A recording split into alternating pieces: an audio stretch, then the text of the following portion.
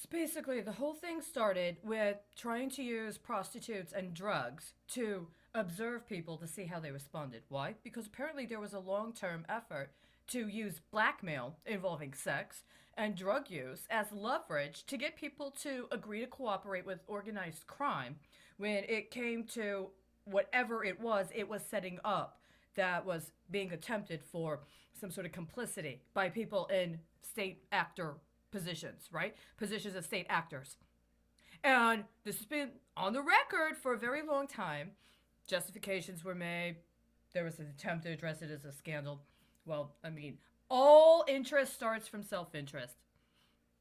When I was 15 years old, somebody allowed the President of the United States to try to blackmail me into providing sex to men that were not legally allowed to have sex with me at the time.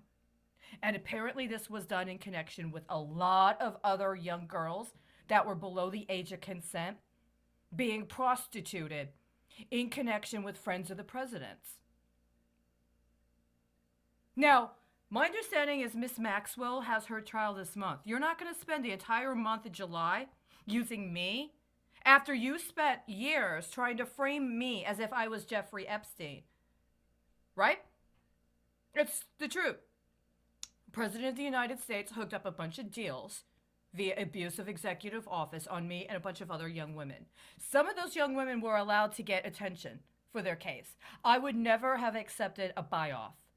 I would never have accepted civil compensation. Why? Because what did I just reveal?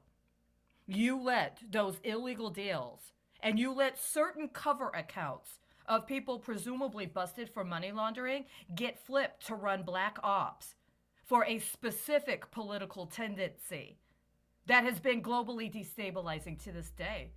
I just wouldn't have voted for them.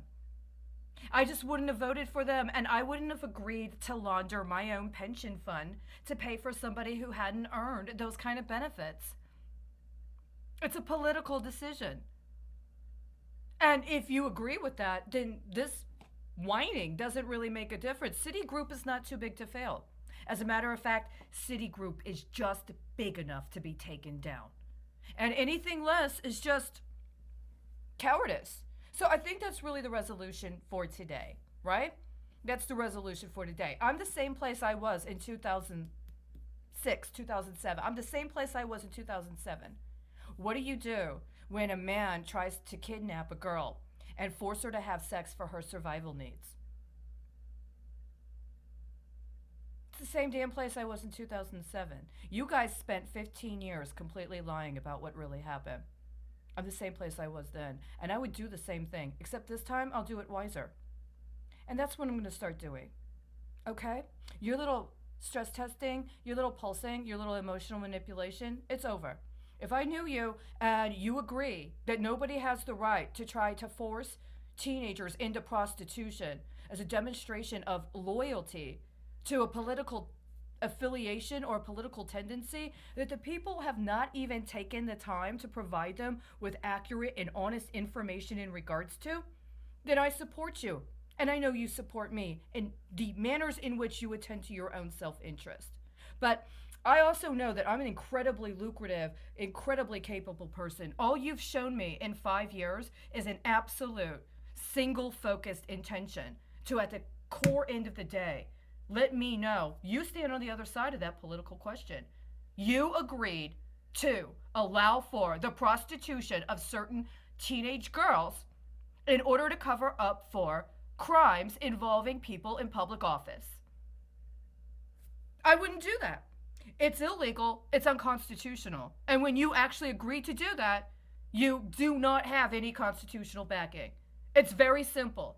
And I'm sorry we're in this situation that we're in.